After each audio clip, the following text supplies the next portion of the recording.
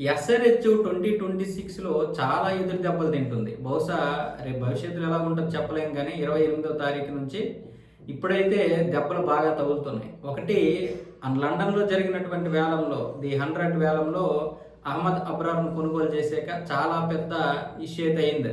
దాన్ని చాలా బాగా ట్రోల్ చేశారు. బాయ్‌కాట్ అన్నారు. ఆ తర్వాత ప్యాట్ కమిన్స్ నడుము నొప్పితో బాధపడడం వల్ల దూరం అయిపోయాడు లీగ్‌కి. మళ్ళీ ఇషాంత్ కిషన్‌ని తీసుకొచ్చారు. అభిషేక్‌కి ఒత్తిడి తగ్గించడం కోసం. మళ్ళీ ఇప్పుడు జాక్ ఎడ్వర్డ్ ఆస్ట్రేలియా నుంచి ₹3,00,00,000 కొన్నారు కదా ఈ ఆస్ట్రేలియా ప్లేయర్‌ని.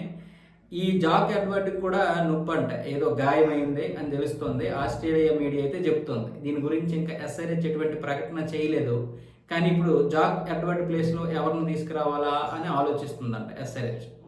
ఇదే జరిగితే ఒక విధంగా బౌలర్‌లో అది ఒక విధంగా దెబ్బ. వీళ్ళు కావాలని నాటకం ఆడుతున్నారా మరి ఏం తెలీదు కానీ మొత్తానికి ఎస్ఆర్హెచ్‌కి అయితే దెబ్బ మీద దెబ్బ పడుతుంది.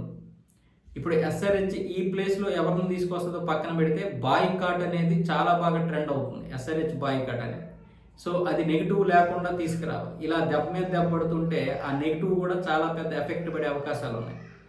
ఆ రోజు కనుక వీళ్ళకి సరైనటువంటి ఖచ్చితంగా చూస్తారు. కాకపోతే ఏంటంటే 28వ తారీఖున వీళ్ళదే మొదటి మ్యాచ్ కాబట్టి జనాలు ఇప్పటి వరకు అది ఇది అని నెగిటివ్ చెప్పినా సరే మ్యాచ్ ఎలా ఉందో చూద్దామని చూస్తారు. కాబట్టి పెద్దగా ఎఫెక్ట్ చూపించకపోవచ్చు కానీ చెప్పలేము.